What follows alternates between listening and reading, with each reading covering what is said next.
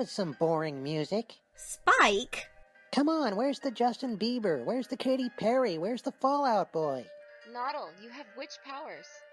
Turn him into a chipmunk and feed him to the owl outside. I will do no such thing.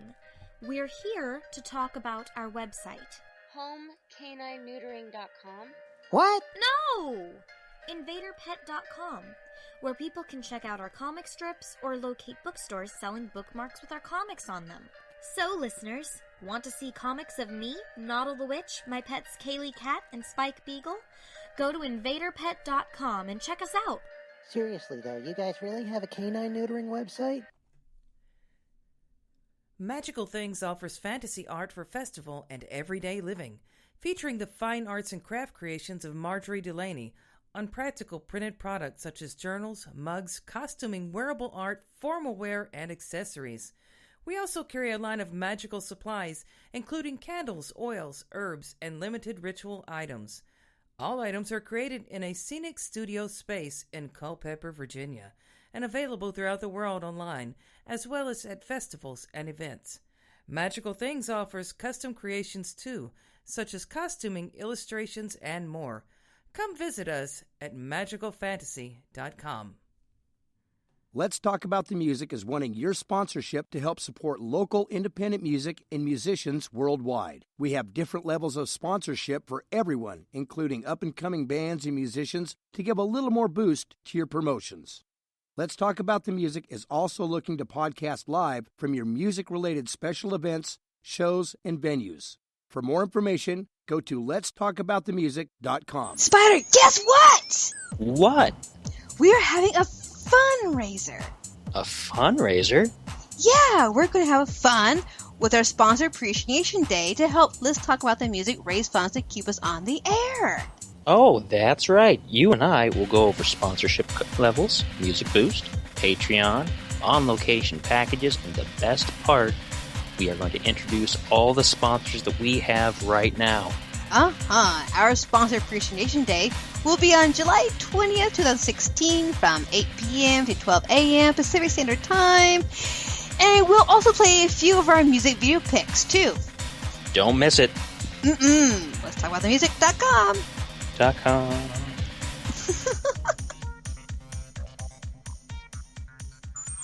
Join us here July 27th on Let's Talk About the Music for a night of musician philosophy.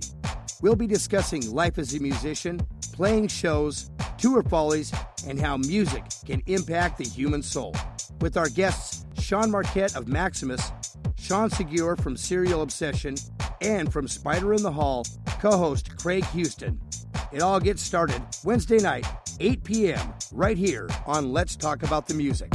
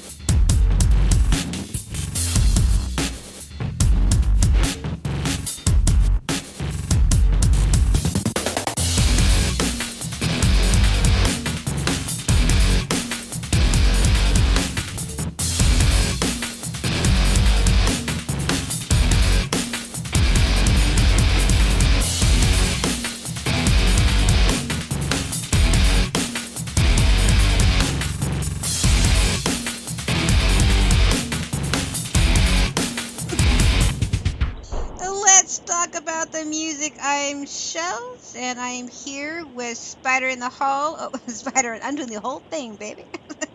And over there, yeah.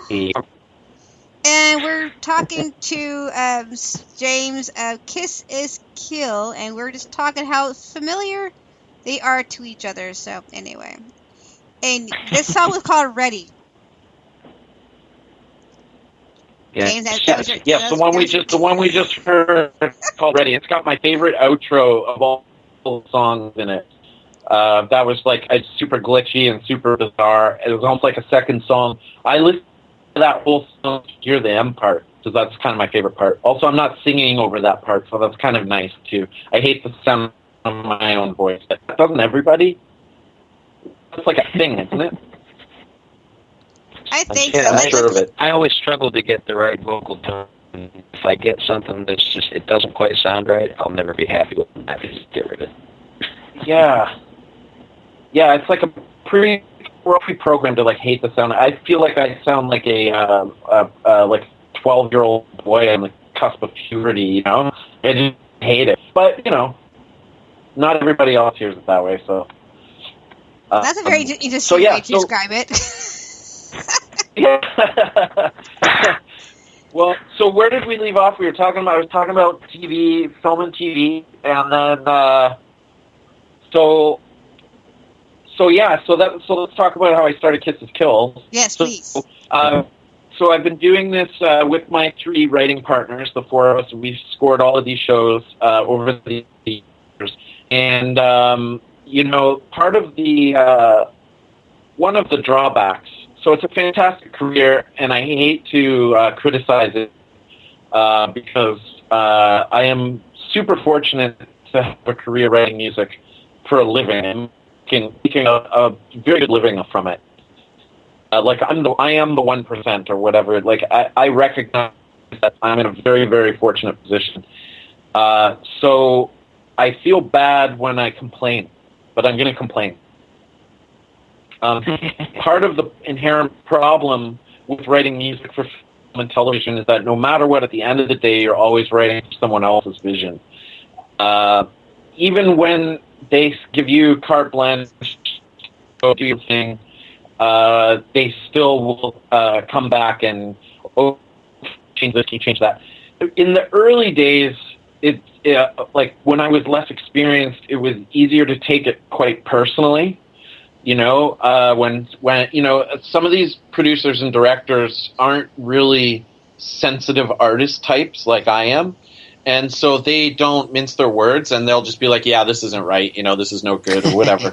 and you just learn to roll with it. But it's really a business. Like all 4 of us have learned to really thicken our skins over the years.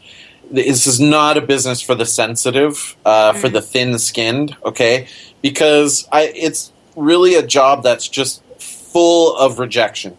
Now, I should also say, too, that for every time I get something rejected, I get a client that absolutely is in love with what I'm doing.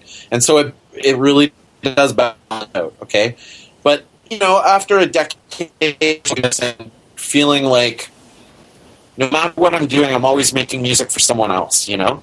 I decided that I wasn't feeling completely whole inside in my heart, you know, and that I needed to be making music for myself as well. Not compromise on anything.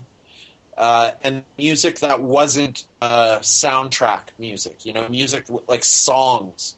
So it was about 2011 when I started messing around with tracks for Kisses Kill. And I got the album released in 2014, December 2014. So it took me 3 or 4 years to basically put it all together. Wow. But I got to say that I feel quite satisfied now to be able to have kind of these, to wear these different hats and kind of have these 2 different tracks in my career. It's also amazing. I'm really fortunate to be in a position where I don't need to make money from Kisses Kill. So I'm not worried about selling. I'm not worried about selling albums.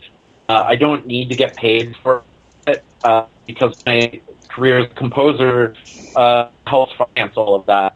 So, you know, I mean, really unique and wonderful situation that I could